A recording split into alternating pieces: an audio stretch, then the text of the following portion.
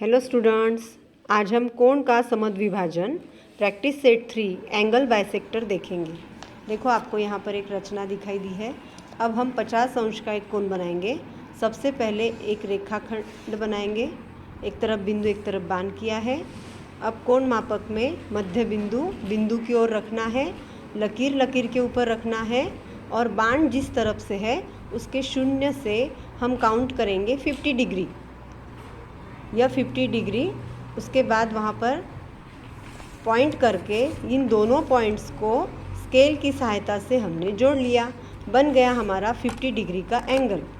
अब हमने चाप लेना है और इसकी दोनों नोक यानी पेंसिल और लोहे की नोक एक लेवल में होना है और शीर्ष बिंदु से हमने एक चाप मारना है दोनों भुजाओं पर। अब हमें 2 चाप मिल गए। उन 2 चापों पर हमने लोहे का नोक रखकर फिर से 2 चाप लगाना है ताकि हमें उनका प्रतिच्छेद बिंदु मिल सके। अब इस प्रतिच्छेद बिंदु को और शीर्ष बिंदु को हम स्केल की सहायता से जोड़ लेंगे। इस तरह से जोड़ने के बाद हमारे एक एंगल से 2 समान एंगल बन गए। इसे हम कहेंगे एंगल बाइसेक्टर। यानी 50 डिग्री का एंगल है तो उसके 2 भाग बन गए हैं।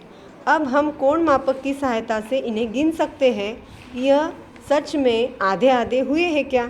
हम नीचे लिखेंगे मापन कोण ABC 50 अंश और मापन कोण ABD और मापन कोण DBC के माप अब हम जानेंगे कोण मापक की सहायता से। देखो, इस तरह से हमने कोण मापक को रखना है। लकीर के ऊपर लकीर, बिंदु के ऊपर बिंदु रखने के बाद हमें 25 अंश सेल्सियस पर ही 25 अंश पर ही हमें यह किरण दिखाई दिया, अर्थात हमारे दोनों कोण 25 अंश के बन गए। आगे का हम देखेंगे। 115 अंश का कोण बनाने के लिए सबसे पहले एक किरण बनाई, राइट हैंड में बिंदु लगाया है। अब वहाँ पर इस कोण मापक का मध्य बिंदु आए और एरो की तरफ के शून्य से हमने 115 को काउंट करना है। 115 यानी 110 और 120, इनके बीच में 115 अंश वहाँ पर बिंदु रखकर दोनों बिंदुओं को जोड़ लिया। यह बन गया 115 अंश का कोण।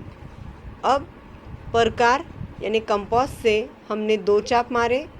दोनों भुजाओं पर 2 चाप लेने के बाद लोहे का नोक रख के हमने आगे 2 चाप मार दिए। अब यहाँ पे अंतर कम हो गया है, फिर से हम चाप मारेंगे।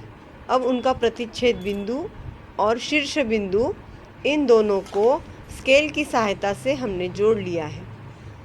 इस तरह से 115 अंश के कोण को हमने समद्विभाजित किया है।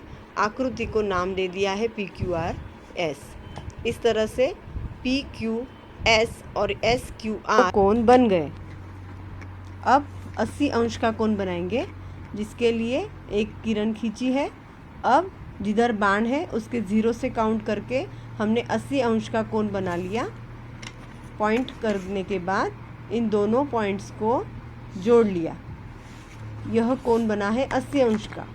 अब कंपास में निश्चित अंतर लेकर लोहे का नोक शीर्ष बिंदु पर रखकर एक चाप लगाया। अब इसके हमें 2 बिंदु मिल गए। वहाँ पर लोहे का नोक रखकर हमने 2 चाप लगा दिए। अब इन 2 चापों का प्रतिच्छेद बिंदु और शीर्ष बिंदु इन दोनों को स्केल की सहायता से हमने जोड़ लिया है। इस तरह से 80 अंश के कोण को हमने समद्विभाजित कर लिया है 2 कोणों में STU। 90 अंश के कोण के लिए हमने एक किरण बनाया, बिंदु की ओर से कोण मापक रखा। अब बाण की दिशा में 90 अंश, जो कि पूरे कोण मापक में एक ही है, 90 अंश पे हमने लकीर बना ली। अब इस 90 अंश के कोण को हम समद्विभाजित करेंगे। यहाँ पर कंपास में निश्चित अंतर लिया और एक चाप लगाया। अब यहाँ पर 2 बिंदु मिले हैं चाप के वजह से, वहाँ पे थोड़ा अंतर हमने चाप का बढ़ा के 2 अलग अलग चाप बनाए और उनके प्रतिच्छेद बिंदु को और शीर्ष बिंदु को हमने स्केल की सहायता से जोड़ लिया है। देखो, बिंदु यहाँ पर निश्चित करना है, पहले प्रतिच्छेद बिंदु, उसके बाद इन दोनों को जोड़ लिया है। इस आकृति को हमने नाम दिया है DEF। यह कोण अब दो कोणों में विभाजित हो गया है, वह 45-45 अंश के है। अब वह जांचने के लिए हम फिर से कोण मापक वहाँ पर रखते हैं, बिंदु के ऊपर बिंदु, बाण की तरफ बाण रखकर, और देखा गया है कि 45 अंश के दो कोण बन चुके हैं। इस तरह से आपने इन सारे आकृतियों को बनाना है। Thank you.